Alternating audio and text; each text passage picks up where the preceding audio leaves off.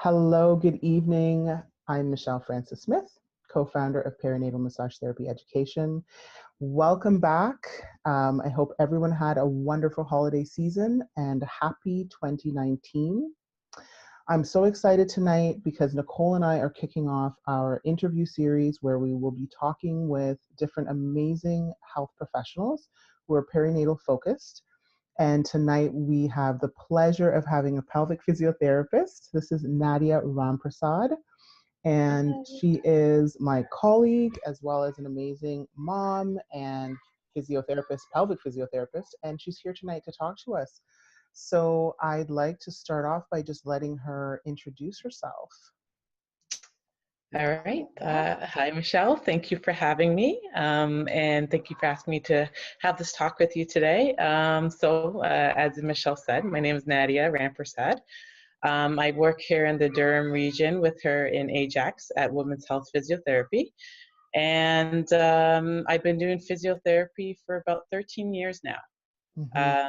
I originally started off doing a lot of hospitals and orthopedic, and then later on I started doing pelvic floor physio. I got into physiotherapy basically because my mom did it.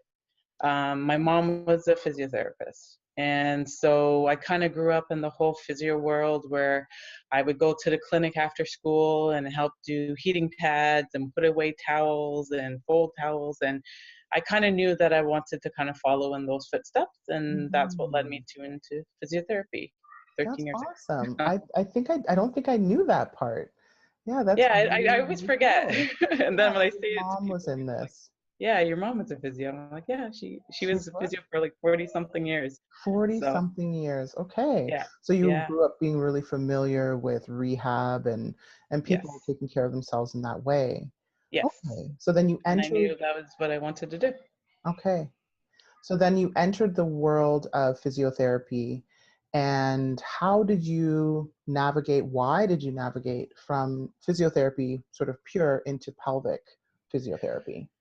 Well, to be honest, my pelvic floor experience was actually a very personal one. I graduated in 2006 from physiotherapy school, and a couple of months after, I started developing pelvic pain. I started having a lot of low back pain, pelvic pain, some other symptoms, and I was constantly going to doctors and specialists, and they were talking to me, and nobody really had an answer as to what was happening with me.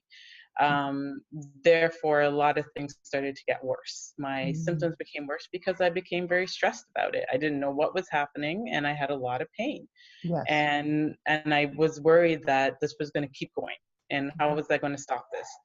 And then I had the pleasure of working in the States in around 2009. And this so happens that the clinic I was working at had a big pelvic floor group of women working there that I just happened to be listening to a conversation one day. And they were talking about a case, and I was like, that is me. That's exactly what I have.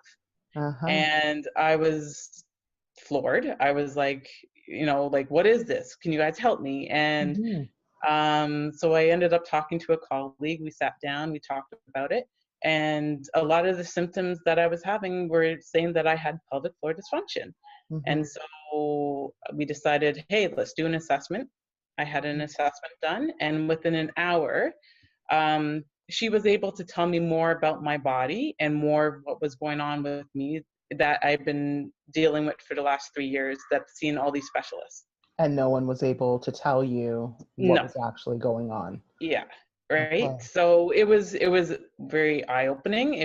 I was like, main thing I was kind of like, I'm a physiotherapist. This is my field. How did I not know that I could treat this? And how did I not know what was going on with my body? So it really took my direction of thought and my direction of practice in a very different way. And so yeah, I went and had physiotherapy for it. I had a couple sessions with my colleague, and I went home and I practiced what she taught me, and a lot of my symptoms started to get a lot better. And I was like, okay, if this helped me, and apparently this is very common. But I didn't know it. Right. then how many other people are having the same issue? And what Mm-hmm. can I do to help them with it? So Mm-hmm. here I am. So This here is you what are. led me down my path to become a pelvic floor physio. Well, it's always amazing. Usually personal kind of experiences are usually what make us follow our path, Yes, right? Makes definitely it with more healthcare meaningful. workers. Yes, yeah. We always So, have something that's in our past that kind of leads us to where we are today. And I yeah, think, in every career, every profession, there's a little bit of that. But when I do find with healthcare workers, is always like, something has maybe happened and it's kind of hmm, shifted our mindset. And now we're like, hey, how can I help other people? exactly, exactly. Yeah. So I'll just say at this point, we'll pause for a minute. For the people who are watching this video, I forgot to say at the beginning that this is a pre-recorded interview. So unlike some of our Facebook Lives, you wouldn't be able to necessarily post comments that we would be able to interact with you in the moment. But this will be appearing on our Facebook page. So if there are questions that aren't covered in this interview or topics that you're really interested in or you really want to ask Nadia about, you should post those questions on our page because she is an expert in this area. And there might be things that I ask that, you didn't want to know more about that, but you wanted to know about something else. So just wanted to put that out there. Please make sure if any comments during this, that you're watching this, please put them in there. Nicole and I will respond to them later on. Okay, so coming back to Nadia, because this is interesting stuff. So personal path led you to pelvic physio. And Right. so when you entered the profession, Yeah. was it popular? Did people know about it? Because as you said, No. you didn't know much about it. So tell I me a didn't little know bit much about about it. that. So, I mean, even in school, we were taught a bit about pelvic floor. Mm-hmm. It was like do Kegels. So I guess when I look back at how I treated, people back in the day before I knew all this, if a client came in and she was pregnant, I'd be like, here's your Kegel exercises. Let's do Kegels. Let's do Um, Kegels. yeah, let's do Kegels. But it very much changed. And even when I started 10 years ago now, there was like 6 people in my class. And Mm, I don't even know if all 6 of us ended up actually practicing pelvic floor physio or whatever kind of came of it. But now you go to a class and there's like 40. right. It's just to show how much of a growth has happened over these 10 years. Mm-hmm. And I used to see maybe one person a month when I first started. And Mm-hmm. now I'm fully treating pelvic floor physio. So it just gives you an idea of just the span of how much it's grown, how Mm-hmm. much I've learned over these 10 years. And I think just how much the profession itself is continuing to learn. There's so much more education, there's so much more research being done into how to treat things and even when I would have maybe done something 10 years ago, I don't necessarily treat the same way now. Same And I way think that's now. for I think that's most professions. We're always learning. We're going into courses. We're finding new ways and more effective ways to help treat these situations. So Exactly. Completely yeah, makes sense. So yeah, speaking of that, like when someone, for example, in your life or someone who maybe gets referred to you who doesn't know much about this and they say like, what is pelvic floor dysfunction or what does a pelvic physiotherapist do? Can you just describe that briefly? Because I know that there will be sure, people who are watching this who have heard these terms because it's becoming really popular in right, massage therapy. Because Nicole and I definitely are advocates, but I know many other RMTs who are advocates for this kind of work. So I think it's becoming more discussed, but there probably will be people watching this who aren't really sure, like what is a pelvic floor physiotherapist? What do they do or what are they allowed to do? And what is pelvic floor dysfunction? right. So a pelvic floor physiotherapist is a physiotherapist that's been specializing in pelvic floor. Mm-hmm. And what that really means is as the pelvic floor is a group of muscles that are used that run through our low back, that run through our pelvis, but really they're responsible for stabilizing our pelvis, supporting our low back. Mm-hmm. Their main functions are bowel and bladder. Mm-hmm. Um, they help with sexual intercourse. Mm-hmm. They also help with the birthing process, right? And the whole late labor and the Mm-hmm. birthing process, but also for the 40 weeks I of can see, right. pregnancy, right? So all those muscles have to be working properly in order for all those functions and our organs to be working optimally too. So Mm-hmm. what I say to people is, how do you know if you have a pelvic floor dysfunction, right? Mm-hmm. It isn't something that we see. It's not something that we can always just, pinpoint. But it really comes down to the symptoms. Mm-hmm. If somebody's having back pain that, maybe they've gone to a chiropractor or gone to another physio or have had, other treatments, and it doesn't seem to be getting better, then Mm-hmm. maybe it's not just your back that's causing part of that problem. Maybe it's very much tied to your pelvic floor. Um, Exactly. and then one of the questions that we don't, and I was guilty of this myself, that I didn't really get into asking people before was, are you having any bowel or bladder issues? Mm-hmm. And that should be one of the main kind of questions we're asking a lot of people who have back pain, who Mm-hmm. have just in general, like pelvic pain, Mm-hmm. and because, or even hip pain, right? Mm-hmm. Because those all play into helping to diagnose that maybe something's going on with the pelvic floor.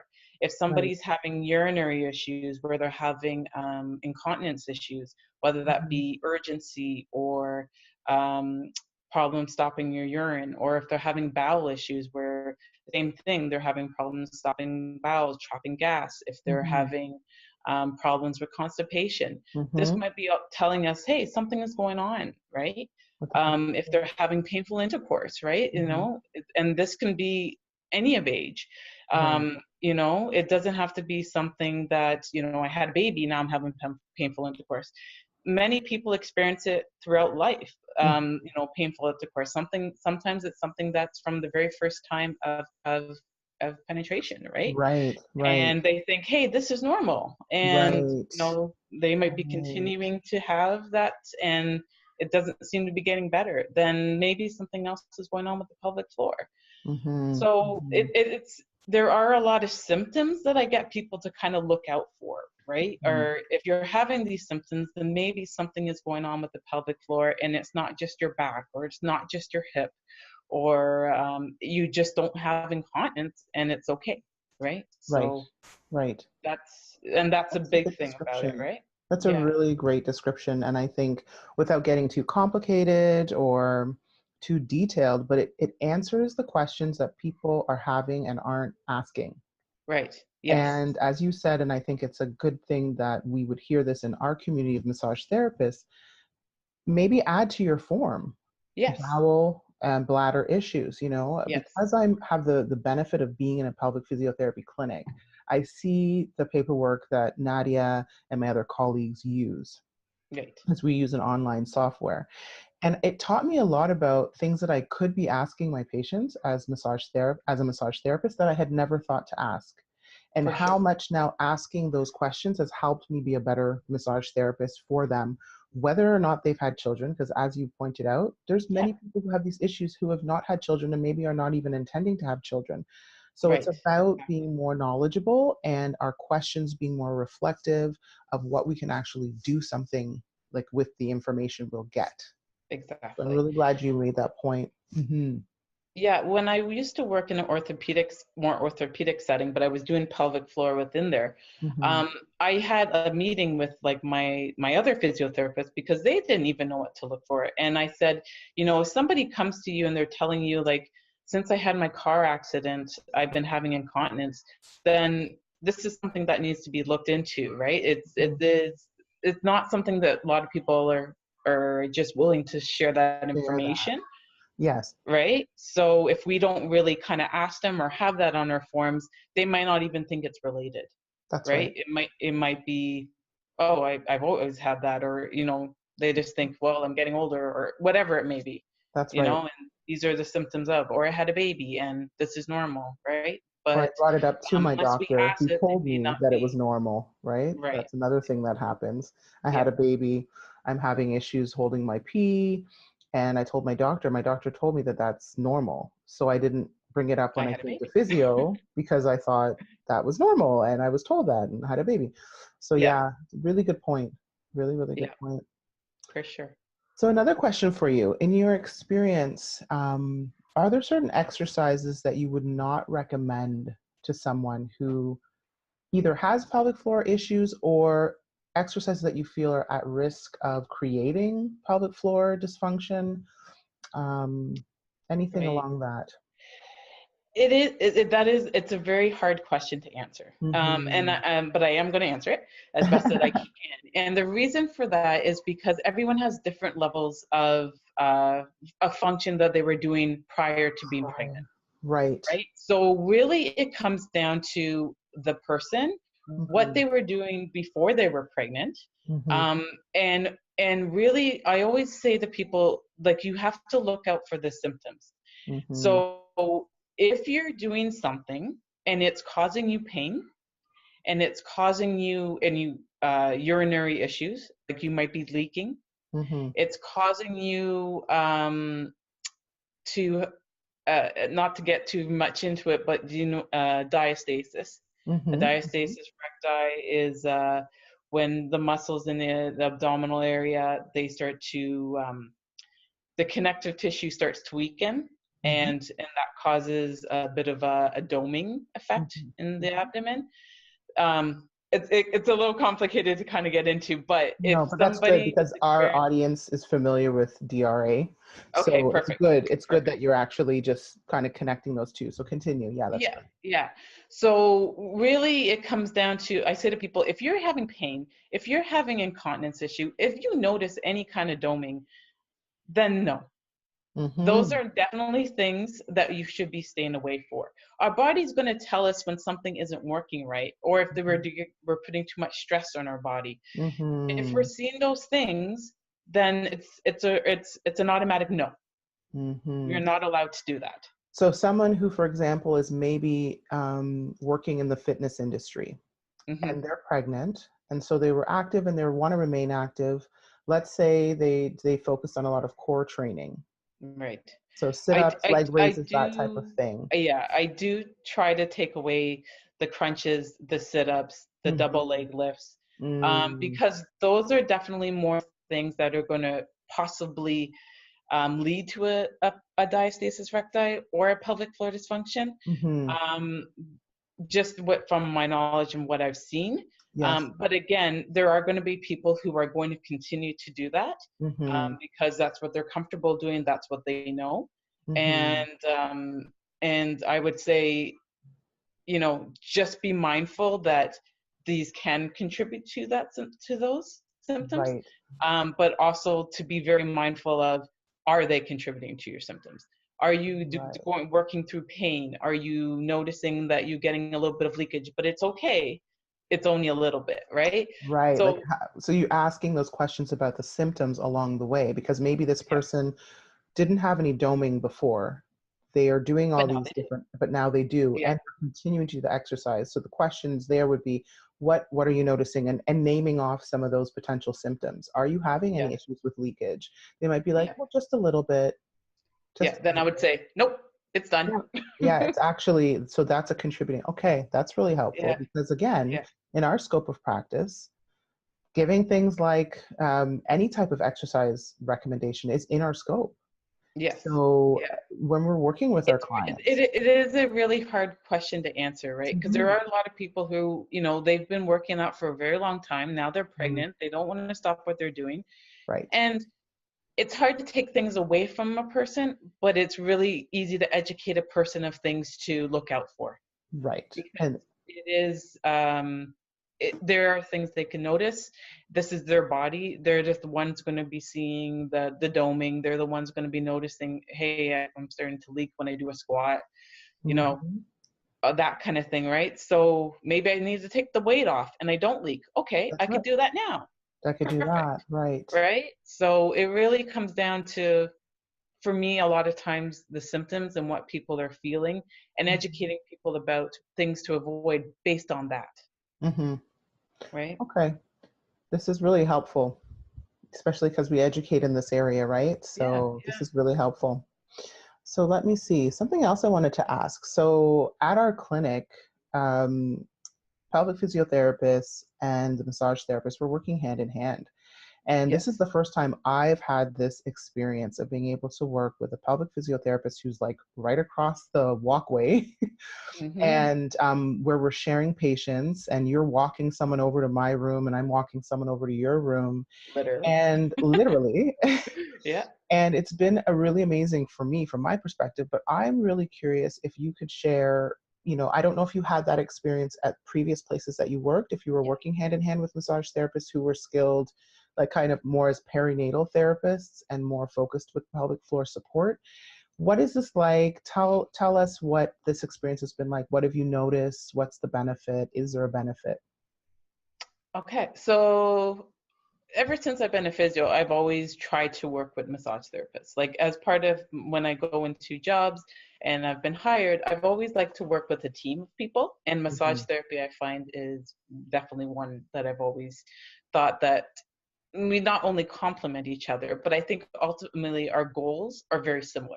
We want, we want to promote wellness, we want to promote function, we Hmm. want to promote healing, and we're all on the same page, right? Hmm. Hmm. So when we work together, I think we complement each other very well.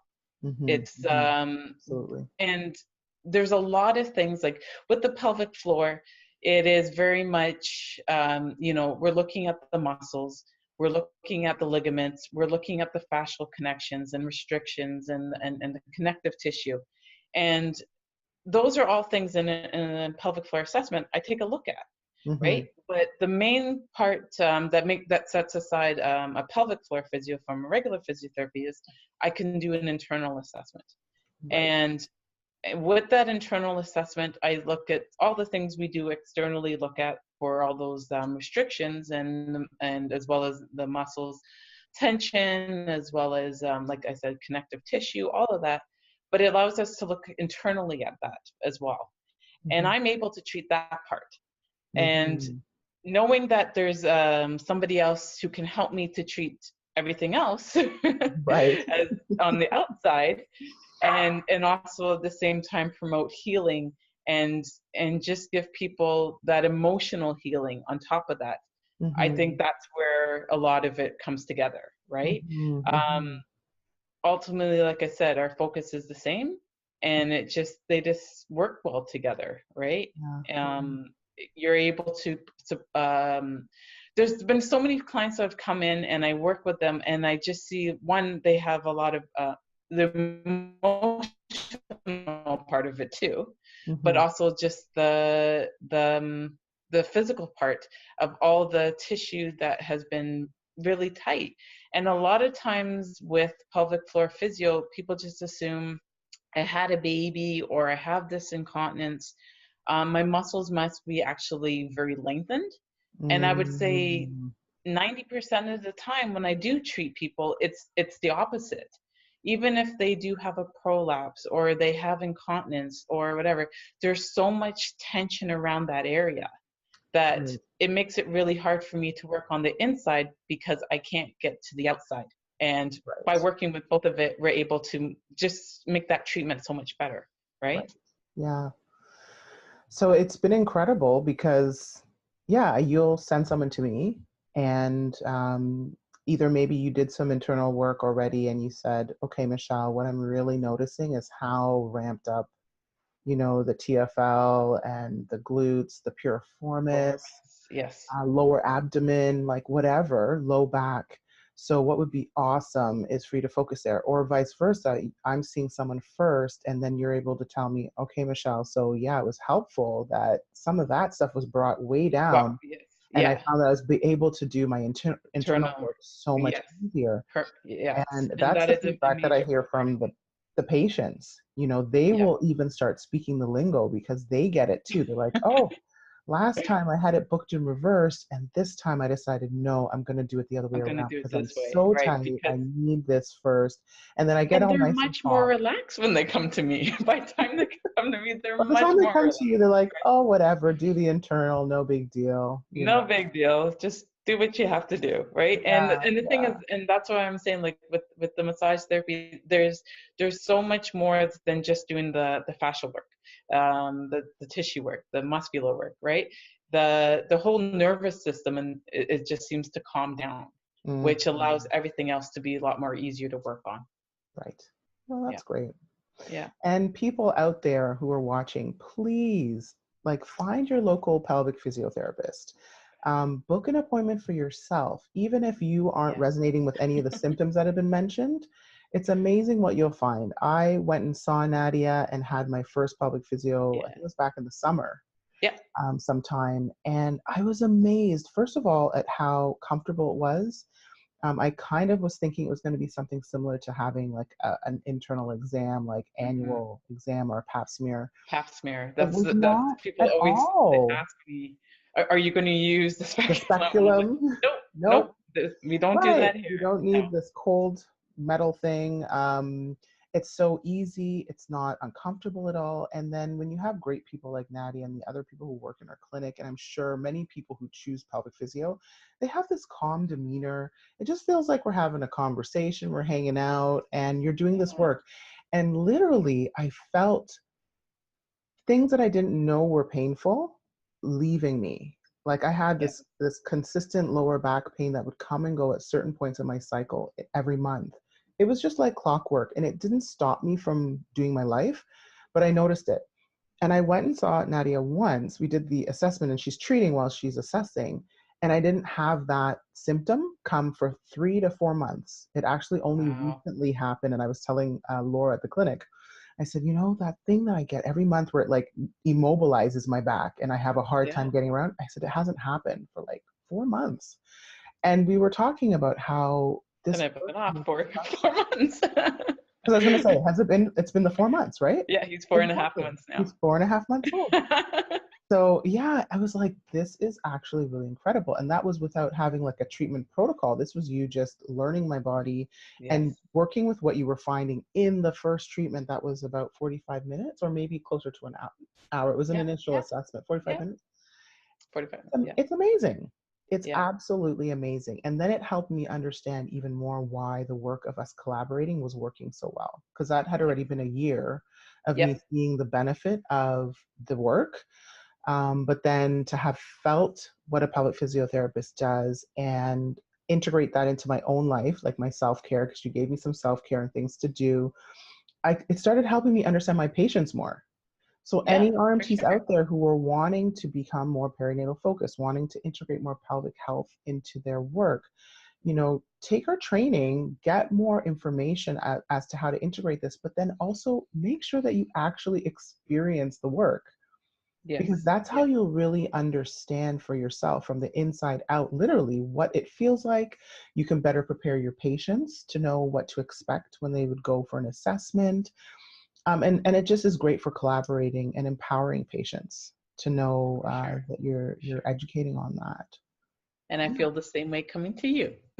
Oh, I thank you. And I mean, Very as much people so. might have just heard, Nadia's right now off with her second baby, who's four I and a half am months old. 4.5 months old now. Yeah. Okay, so what about for you when you think about being postpartum right now? When is a good time to be returning to the world of kind of having your pelvic floor assessed? And what do you tell people? Because this is also relevant for us. Yeah, for sure. So usually, so when I'm treating somebody, I'm usually treating them up to sometimes until they go into labor. Mm-hmm. Right? I'm seeing them throughout pregnancy. I'm not seeing them necessarily every week. But when it gets to kind of around that 36 weeks, I try to see them every week and help talk to them about preparing their pelvic floor, and doing some work with them, getting the pelvic floor to relax and preparing to push, basically, right? If Right, right. that's going to be the case, right? Mm-hmm. Um, Mm-hmm. and then I say to them, whenever you're feeling up to it, but ideally around 6 weeks after, we meet back again and we do a postpartum assessment, Mm-hmm. Mm-hmm. basically, where we're looking at, things that, I saw their kind of them during pregnancy. Now I'm seeing them after pregnancy. And it Mm-hmm. is really a whole new assessment because the body has Body has changed, changed. Right. right? So, and really in that time, I'm really just trying to educate them on, things to avoid. Again, looking for those symptoms that we talked about, if Mm-hmm. something is happening there. Being aware of your body, being aware of posture. Posture is a Mhm. huge one after Right. being pregnant for 40 weeks and then Mhm. having a baby, and you're holding and you're carrying and you're lifting, and you're probably doing more lifting and carrying now than you were Before even that. before having a baby. That's You right. got those That's lovely car definitely. seats, you got those Yeah. lovely strollers, Yeah. right? So we talk about all those sort of things, right? Just getting them aware of their body and just starting to integrate very gently, getting their core activation going a little bit again, getting their inner unit awake again, and just, things to start off lightly doing and getting back into a routine a bit. Okay. So 6 weeks after, I get people to have an assessment if they're up for it, because 6 weeks, sometimes people are ready, sometimes people aren't. People So, aren't. Right. but that's my suggestion. Okay. Any Yeah. difference between when you would recommend someone to come back who's had a cesarean birth versus a vaginal birth? Nope, six And is weeks. there anything different about your assessment, or do you notice any trends? So basically, I do exactly the same thing, except the difference would be is we look at the scar Mm-hmm. and the C-section scar, and I Mm-hmm. look at if it's healing properly, just kind of take a look at it. We look at kind of the restrictions of the scar tissue, because Mm-hmm. usually after 6 weeks, if everything's healed and everything's good, we could start some very light scar tissue massage, right? Mm-hmm. Mm-hmm. So that would be kind of a little bit of the difference, but everything else is pretty much the same. I still check their pelvic floor because you Yes. still held the baby for how many weeks, Yes. which puts a lot of pressure on your pelvic floor. You don't have to have a vaginal birth to have some dysfunction going on Mm-hmm. in the pelvic floor, as well as during pregnancy, somebody might have been experiencing pain, or somebody might have had incontinence issues during pregnancy, and we just want to make sure that we're looking at the whole picture. So Mm-hmm. nothing Mm-hmm. really is much different, except I look at the C-section scar and kind of educate them about things they can do for home for themselves for that. Um, and then same thing if there's any vaginal scarring from tearing or anything like that. Anything that's happened there. Okay. Yeah, yeah, So great. And of course, we could just talk shop all night, but yes. you have little ones, and I have a big and a couple of little ones. Can't believe it. I don't know if you know, but my oldest just turned 16 yesterday. I I saw can't that. believe, Sweet right? 16, So, eh? we've got kids over here and stuff, and we have to wrap it up. But I just wanted to thank you so much for taking the time to talk No about all problem. of these things, all relevant and all questions that our community That's has my been dog. asking. Sorry. Hello, doggy. That's all good. Of course, right? I have one too, so it's all good. Yeah, but to be able to answer some of these questions that have come up in our group, they've come up in our classes, and it's Yeah. great to have an expert here.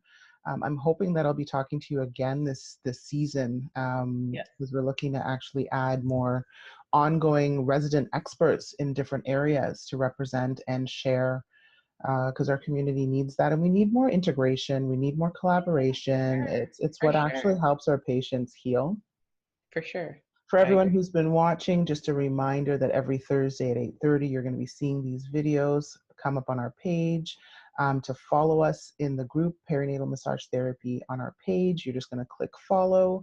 And if you ever have any questions, please post them below. Please feel free to message us directly. And we thank you for listening. And any comments or questions you have, we'll get back to you. Thanks so much, Thank Nadia. you. Have a great No night. problem. Thank you for Michelle for having me. And I can't wait to see you again, Yes. Hopefully soon. hopefully very soon. Okay, Sounds good. good night. Bye.